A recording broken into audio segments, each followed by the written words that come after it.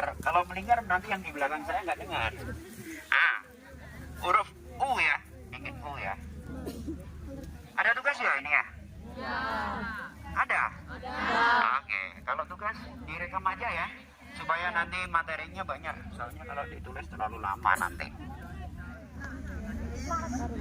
Kayak tulis direkam, kayak tulis aku rekam.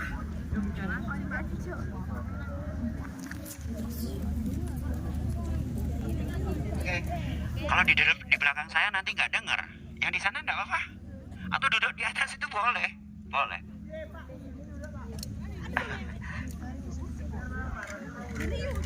Oke, dengan suara seperti ini saya bisa dengar yang di belakang ya. Dengar ya, oke. Ya, oke, persiapkan dulu. Bentar dulu. Sudah? Oh belum, ini sebentar, kita tunggu.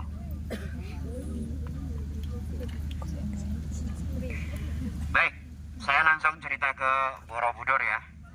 Jadi sekarang saya mulai. Jadi begini adik-adik, kalau kita melihat Borobudur dari jauh ya, Borobudur itu kelihatan tinggi. Tapi ya sebetulnya Borobudur itu bangunan yang pendek. Karena kalau ciri khas bangunan Buddha kalau di Jawa itu akan selalu gemuk, pendek, dan bangunannya tunggal. Jadi hanya satu saja. Makanya Borobudur itu nggak punya teman. Ya, ini kebalikan daripada bangunan Hindu. Saya yang ceritakan adalah bangunan di Jawa. Kalau bangunan Hindu itu akan selalu kurus, tinggi, dan bangunannya banyak atau kompleks.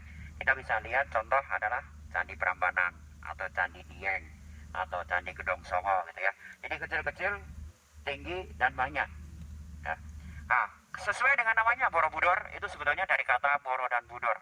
Boro itu biara atau wihara. Jadi nenek moyang membuat bangunan tujuannya adalah sebagai tempat untuk beribadah umat Buddha.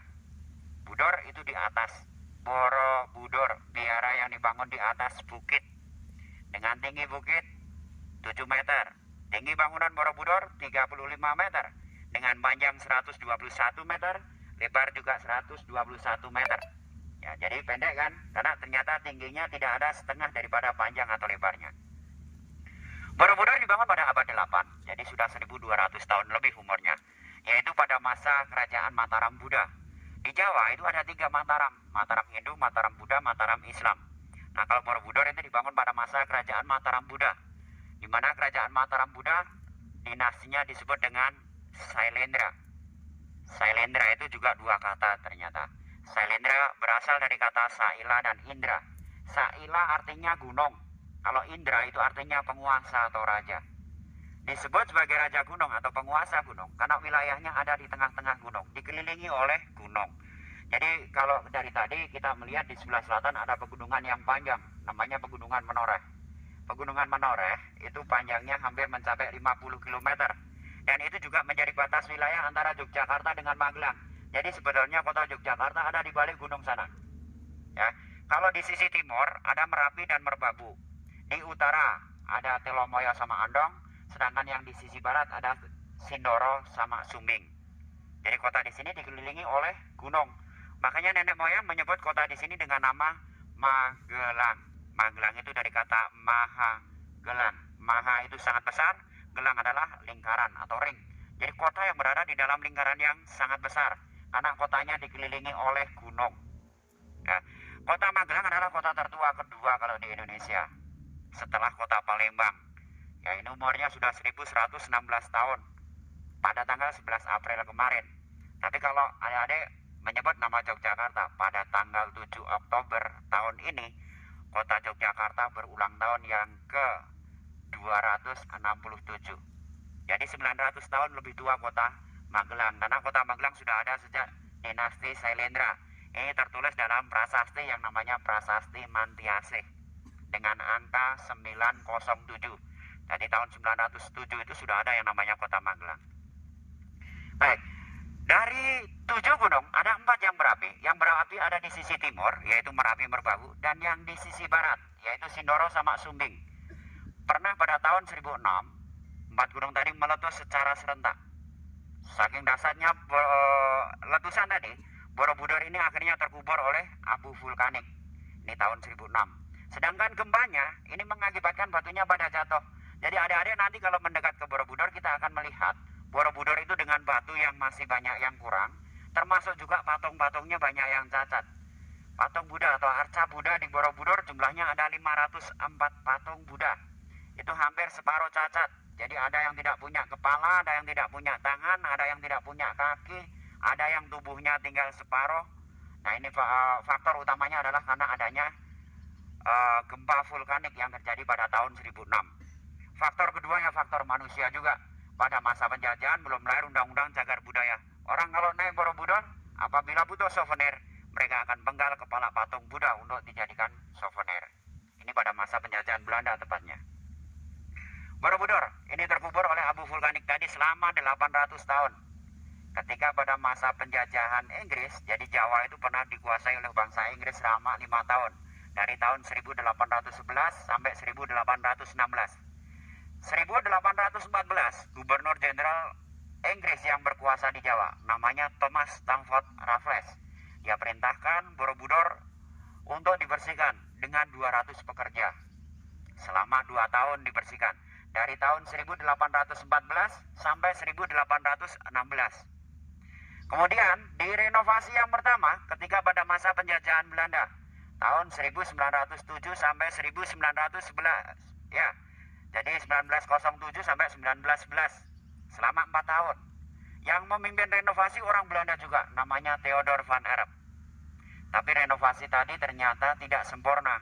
Sehingga 60 tahun setelah renovasi yang pertama, dinding Borobudur sudah mulai miring.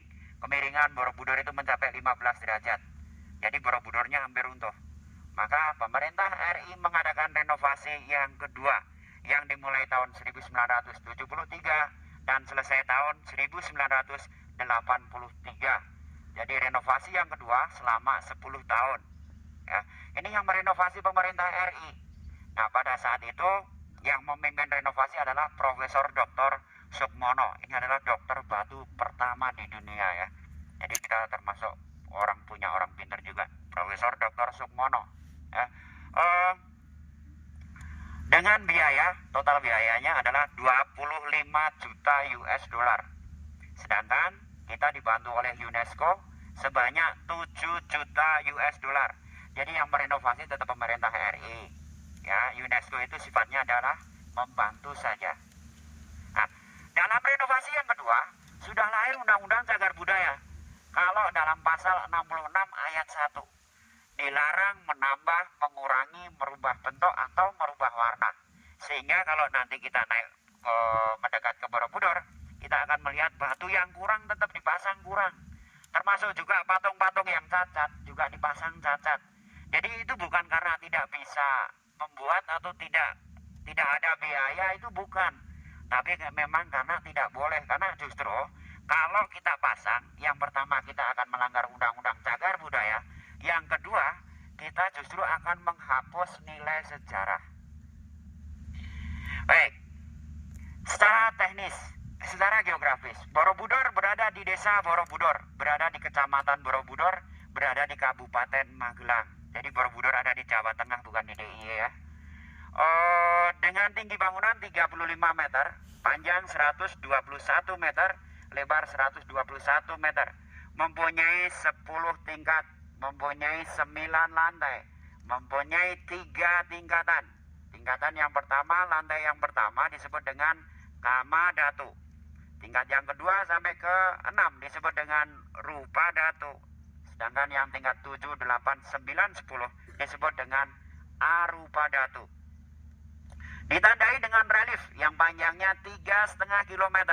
Ada 1464 figura itu bercerita atau naratif. Sedangkan yang 1212 figura ini tidak bercerita atau dekoratif. Ya, yang bercerita itu diambil dari kitab-kitab Buddha semua. Jadi kalau dari bawah ya, tidak usah ditulis nanti ya, kalau tidak apa-apa. Karmawi Bangga, Jataka, Awadana, Lalita Vistara, Gandavyuha, Badracari. Itu adalah kitab-kitab Buddha semua yang ditulis, yang digambar dalam bentuk relief di Borobudur. Mempunyai batu, jumlah batunya lebih dari 2 juta blok batu. Patung Budanya 504 patung Buddha, yang cacat ada 247. 247 patung itu cacat. Ya. mempunyai batu, jumlahnya ada 2 juta lebih batu, blok batu ya, ada 55.000 meter kubik. Cukup ya? Oke, cukup. Ini kayaknya sudah bolak-balik kalau untuk laporan untuk tugas ya.